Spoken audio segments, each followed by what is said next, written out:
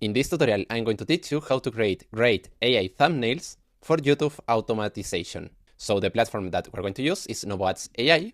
The link is going to be in the comment section. And once you arrive here, you need to go to the image section.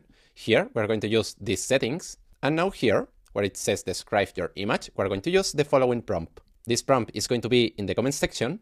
And here, we just have to put our title, for example, the life of Mr. Beast documentary. Now in text overlay, we can put, for example, the best YouTuber. This is what will appear in the thumbnail. For example, here was AI UGC. And in reference image, if you want, you can, for example, here upload an image of Mr. Beast, but I'm going to erase this because I don't want to upload a reference image.